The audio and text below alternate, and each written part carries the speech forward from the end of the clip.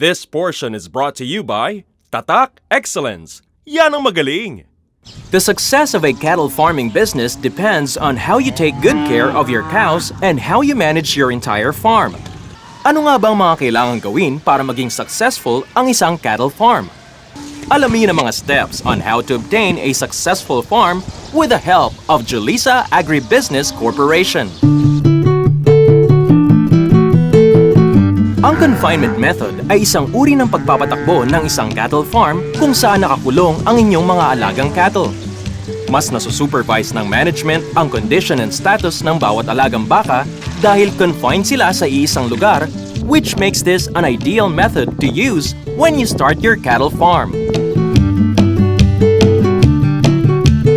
Ang space requirement for breeders is 5 square meters per head.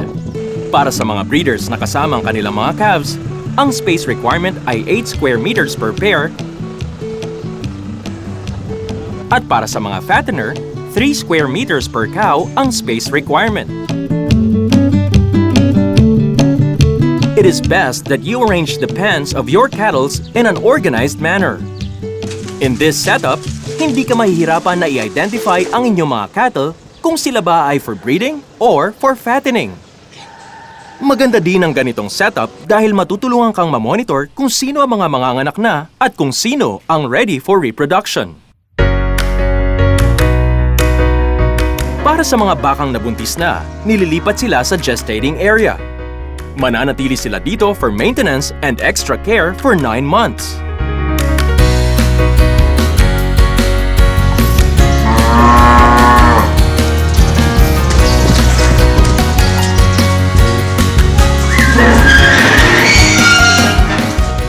Ten days before manganak ang baka, ililipat na sila sa calving pen kung saan imomonitor sila ng mga cowboy hanggang sila ay manganak.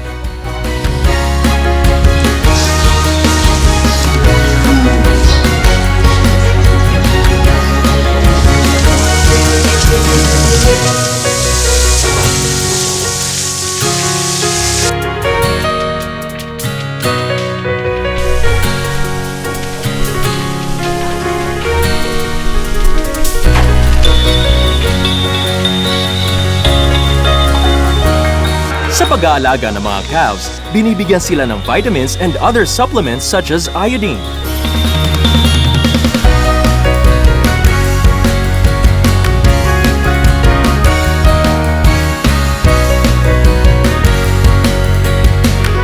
After 32 hours, the calves will be given colostrum o yung first secretion na nanggagaling sa mammary glands ng mother cow. This is given because colostrum is rich in antibodies that will help the calf grow to its full potential.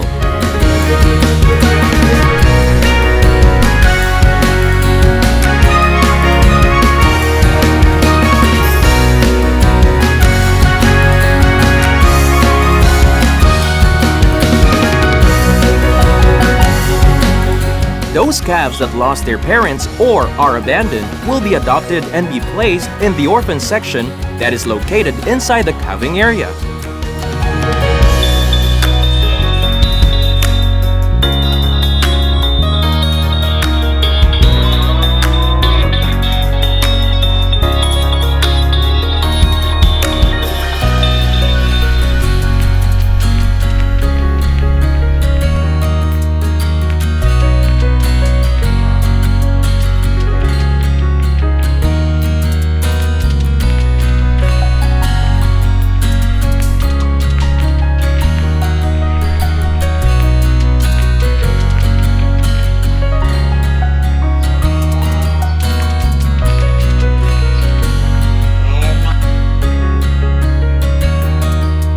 Mananatili ang mga calves kasama ang kanilang mother sa nursing pen hanggang sa sila ay umabot ng 3 months.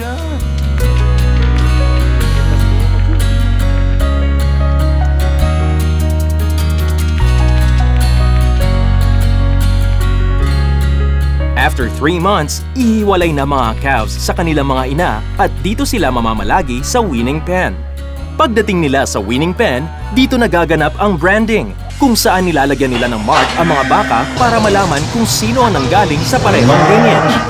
Sa ganitong paraan, may iwasan ang inbreeding that will cause abnormalities to the offspring. Ginagawa din ang branding para malaman kung sino ang magkakasama sa isang herd.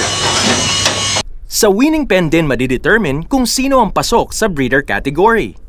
Dito tinitingnan kung meron ng isang calf na mga characteristics ng isang breeder.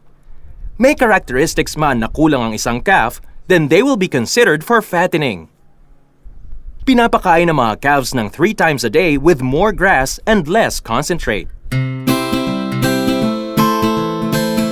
Ang mga bakang napili for breeding ay nililipat sa breeding pen for them to reproduce. Mananatili ang mga breeders dito hanggang sila ay mabuntis. Every 3 months, dito din ginaganap ang pregnancy palpation o yung pag-check sa mga baka kung sila ay buntis o hindi.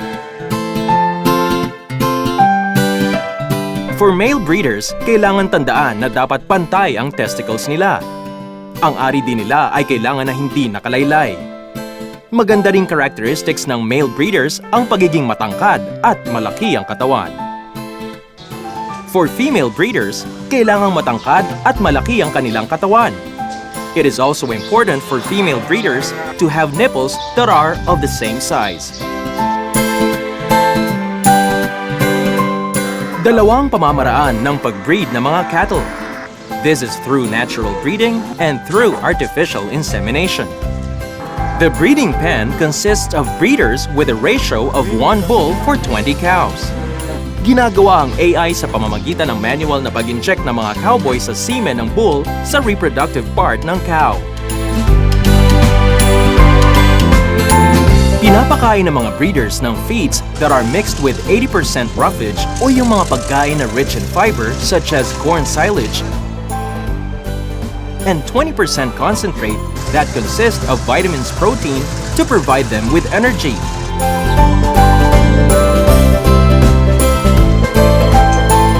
Ginagawa ang pagpapakain 2 times a day.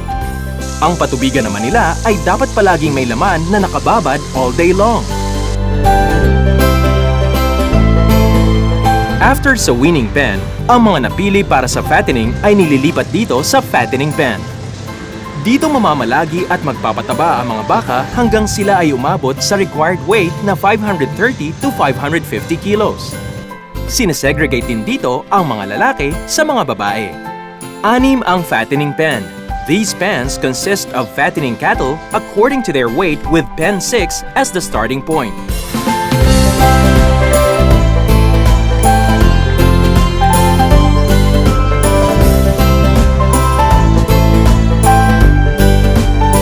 When they reach pen 1, this is the time that the cattle reach their required weight and is ready for slaughter.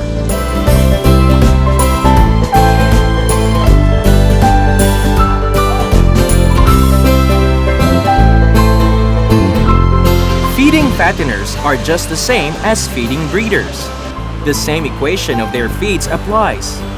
80% roughage and 20% concentrate are given with water provided to them the whole day. Ang difference lang ng pamamaraan ng mga fatteners ay walang limit ang pagpapakain sa kanila. Ad libitum ang tawag sa pamamaraan na ito kung saan lagay lang ng lagay ng pagkain sa mga pakainan ng mga fattener. Simple lang ang pagmamaintain sa mga adult cattle. Araw-araw nililinis ang kanilang feeder at ang kanilang waterer. Ginagawa ito during the cowboys' daily roving that happens every morning and afternoon. Ginagawa din ang manure scraping o yung paglilinis ng mga feces ng mga baka to maintain their pens clean. Iniipon dito ang mga manure na ginagawang fertilizer.